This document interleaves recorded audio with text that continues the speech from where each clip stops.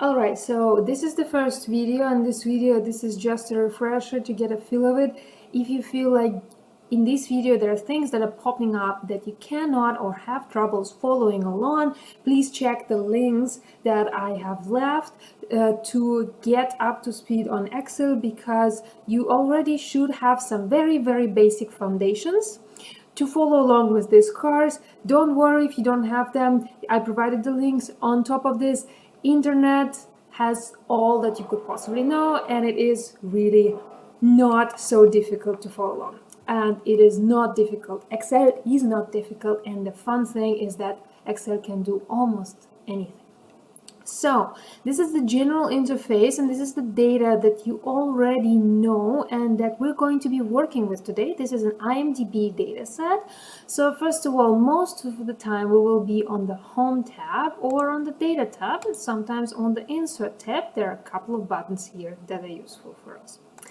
If your Excel is not in English, it might be useful to actually switch the language so that it's easier for you to follow along. To do that, go into File, Options, and here are the options. You have the language. You need to switch both into English here and set as default. Click OK. Close your all of your Microsoft Office files that are open, be it Excel or anything else, and then reopen it again. Then it will be in English. So mine is already in English, that's why I will click cancel. The next thing to remember about Excel and pretty much Office is that almost everything that you could possibly need is at your right click. So whenever you right click, something will pop up here. There is a standard menu depending on what kind of object you're clicking on. There will be different options popping up, and generally right click and you probably have everything, and of course it's duplicated here. Another thing to remember about Excel is that there are many ways to do the very same thing. Sometimes I will show you only one way how to do it, and if you don't like it, or you already know, or you feel that there is a better or another way that fits you better, Google it or do it your way. There is always more than one way to do things in Excel. Sometimes there are buttons here, there is drop down, there are menus, you name it. There is a way that is fit to each and every taste almost.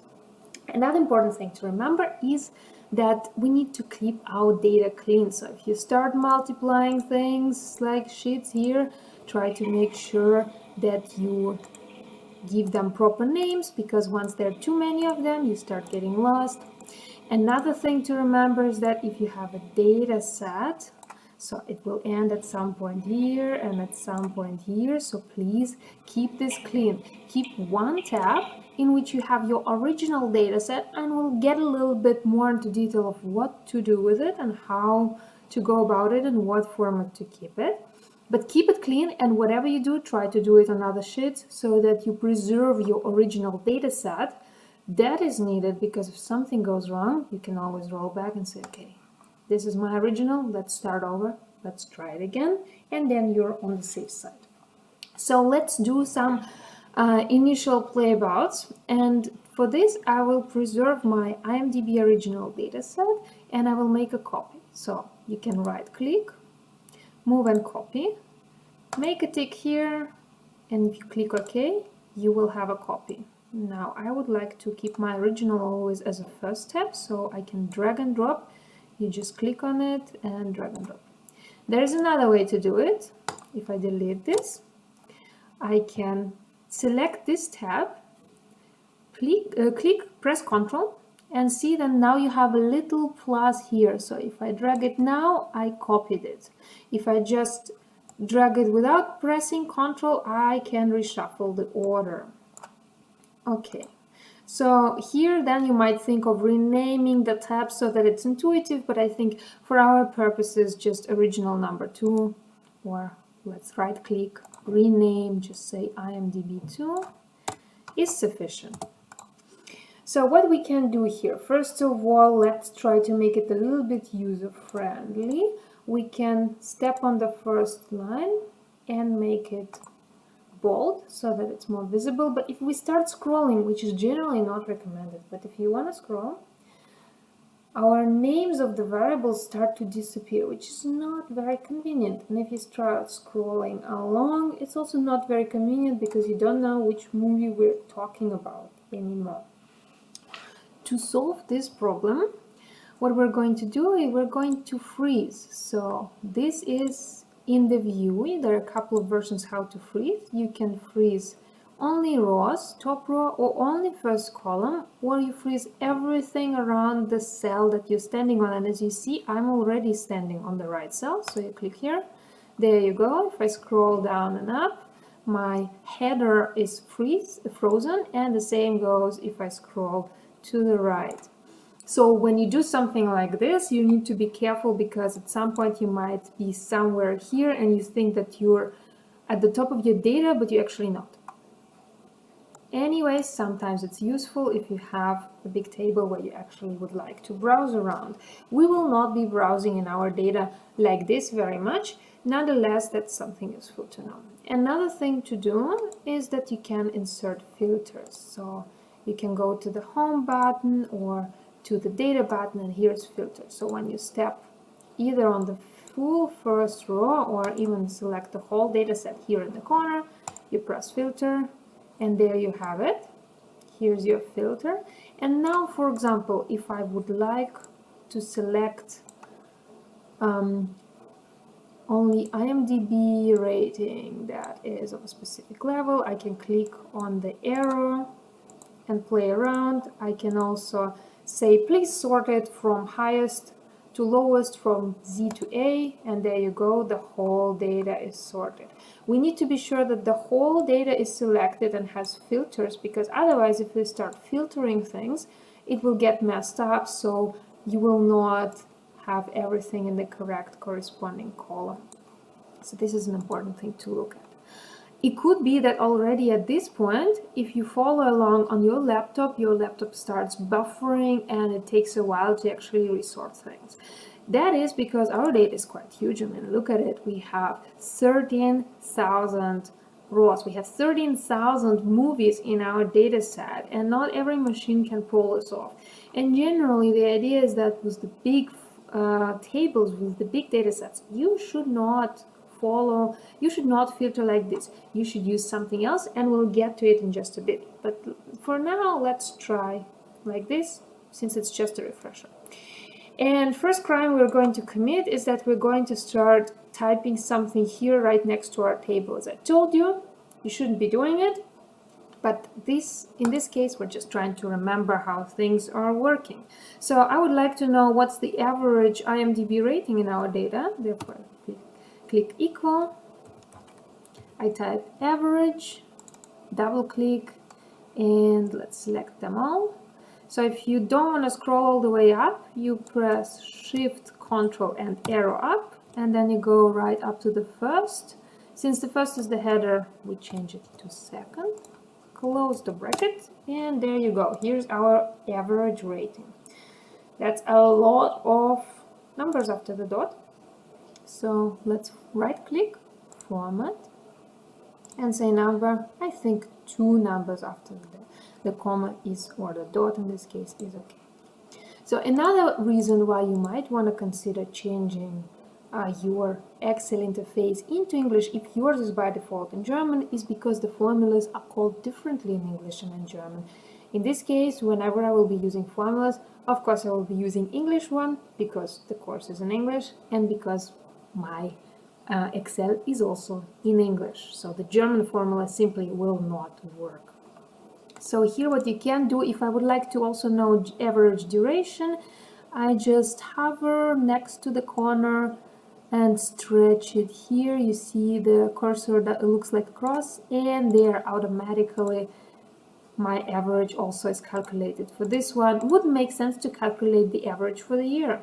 What I can do, however, is to find out what is the most frequent year that comes up in our data. For this, I can try to calculate mode. The same story, Shift, Control, arrow up, and now let's correct. It's not 1, it's 2, because 1 is actually the word year. it looks like in 2009 there was the most movies produced. So what do we have here? If you double click, you can also adjust the widths, year since, that we'll get into later. Okay, and you can also see what options you have here. We actually have not only movies but video games and all kinds of videos, and that is something that we will have to keep in mind for later. So what I would also maybe like to know is creating some other variables here. So for example, I might want to create the variable like year since, so I will delete it because I already did that. Insert and say year since.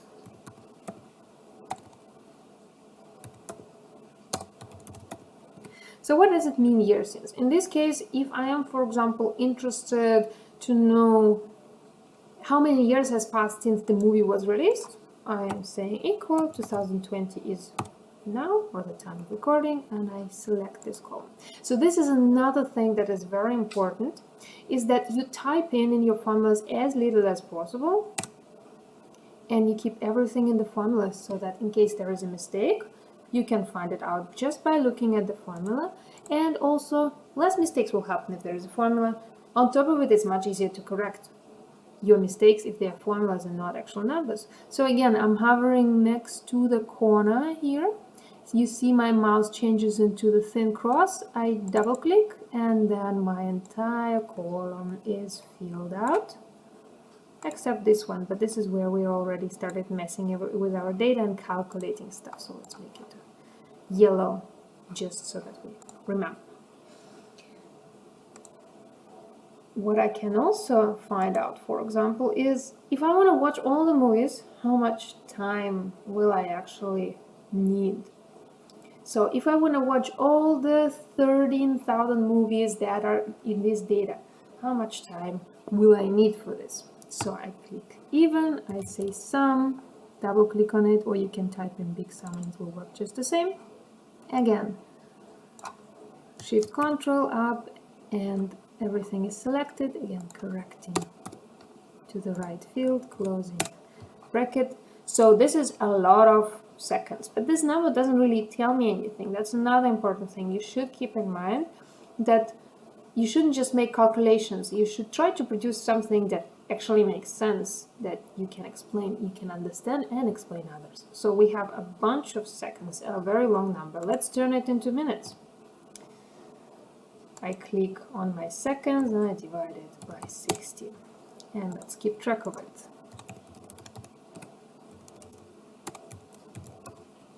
Still doesn't tell me much, so let's divide it again and get into hours.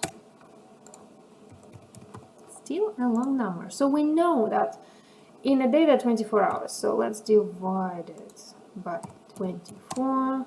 I need 807 days. So how many years is that? We have 365 days in a year. So if I don't eat, if I don't sleep, if I don't do anything else to watch all the movies in our dataset, I will need a little over 2 years. That's a lot. Definitely not possible to pull it off, but good to know that we have full over 2 years of the material here if you want to watch it. So now I got into the meaningful number that actually feels like something. Feels like a lot, to be honest. Okay, so there's a bunch of things that we can do like this, and hopefully you remember this. We'll get into some more formulas that you will recap and you will be calculating some of them yourself.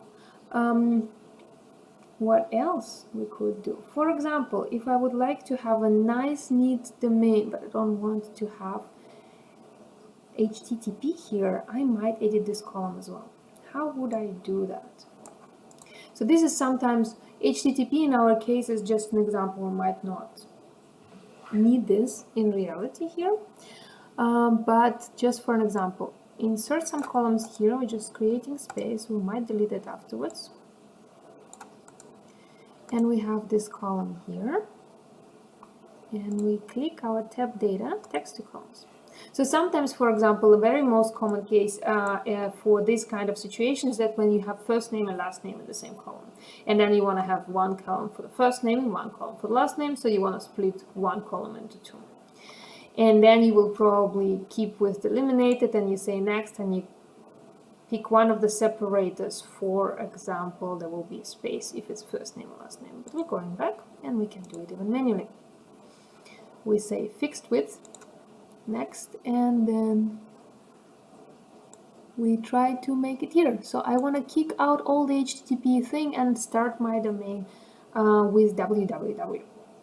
So that's what I'm doing. I can move it if I just want to say MDB, or maybe I want to kick the title and the extensions up everywhere else, just so that my extension is there. Depending on what I need, I can play around like this, but let's do it like this for now. Next, and finish. You see what will stay in one column and what in the other.